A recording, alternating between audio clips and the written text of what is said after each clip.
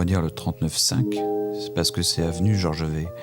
Regardez un peu ce dessin, vous allez tout de suite piger. C'est sur le sommet d'un immeuble. Restaurant totalement créé. Le chef, c'est Frédéric Vardon. C'est un chef ducassien, c'est-à-dire qu'on va avoir une rigueur bien appliquée et bonne, classique. Et c'est surtout l'endroit qui devrait vous plaire, parce que dans cette avenue Georges V, il y a pas mal de restaurants et les grands hôtels ont toujours bien marché, mais les petits restaurants, enfin les autres tables, ont toujours un peu pagayé, notamment dans le haut de l'avenue. Je cherchais le long de l'avenue cette adresse et je ne l'ai point trouvée parce que tout simplement elle est sur une petite rue adjacente. L'entrée se fait là. Je cherchais au rez-de-chaussée, mais c'était sur le toit. Regardez un peu comme c'est beau. C'est Paris et ces cieux qui n'arrêtent pas de changer.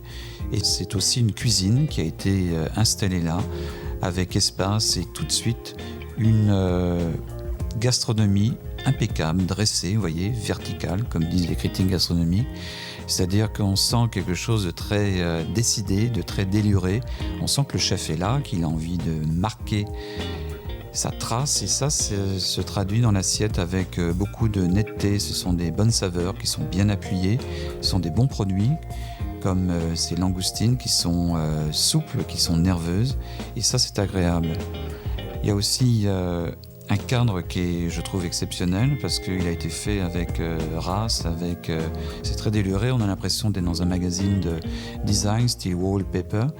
Et ça, c'est plaisant, ça fait partie aujourd'hui du vrai plaisir de la table. C'est-à-dire de non seulement avoir des plats qui remuent, des plats qui jouent bien, des vrais soufflets, mais aussi d'avoir une sorte de contexte culturel qui soit à la hauteur. Et ça, vous allez être servi. J'aime bien cette adresse parce que non seulement j'ai eu la chance de la connaître au premier jour, c'est-à-dire qu'elle n'était pas encombrée d'une clientèle trop présente, mais je pense que maintenant qu'elle a bien démarré, vous allez la découvrir dans son rythme de croisière et sans doute apprécier cet endroit à la fois contemporain et hors du temps.